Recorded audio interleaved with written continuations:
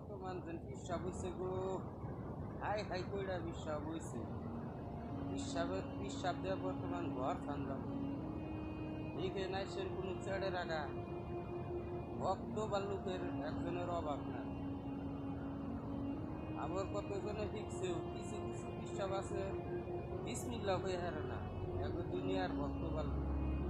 এই ভক্তরাও কোনো ছেড়ে রাখায় শিখে নাই। কোন পেলে কোনো যায় শ্রদ্ধা জানাবো, কোনো যায় নামাজ পড়ন নাকবো, কিচ্ছু বালে রাখায় শিখে নাই। তাহলে ওই পিসাব বাড়ি যাবো, বড় কিন্তু খাইরা খাইরা খাইব খিচুড়ি মাংস, ওই হান্ডুকে শিখছে। তার বাদে কোনে যায় কত মুসি করন লাগবো, কোনে যায় সালাম সালাম করন লাগবো, আর কোনো খবরই নাই। খালি পাতা নিয়ে খালি নিয়ে দই পাড়াটা এইরকম পিসাব থাকলে দুনিয়া অন্ধ হয়ে যাবো।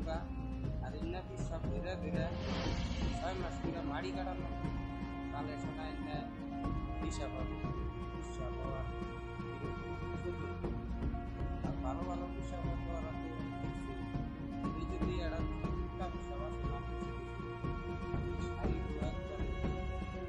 খালি খাওয়ার জন্য ওরা পিসাব খাওয়া বানা খাওয়ার জন্য পিসাব ওরা কিছুই খাইতেছে।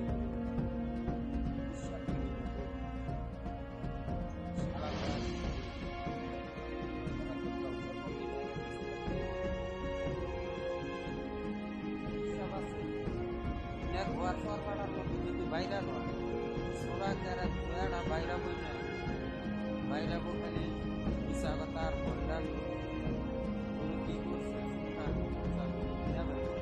সোরা যারা তার বাইরা বললাম যে বই বাইরা হয় দুই যাবে বাইরা আর চিন্তা পিসা এটা ঘর করে ওরা সোরা যারা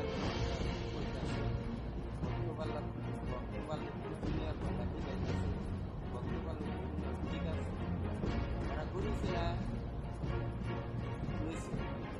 গুরু দ্বারা তারা সবই জানে। আর ভক্তবাল্লু সব কিছু শিখে রাখে। আর এই যে দুই নসুল্লা হিসাব দিন না ওইটা হিসাব না কিছু শিখেই নাই আর ভক্ত ভক্তি শিখাব ওরা নিজেই কিছু শিখে।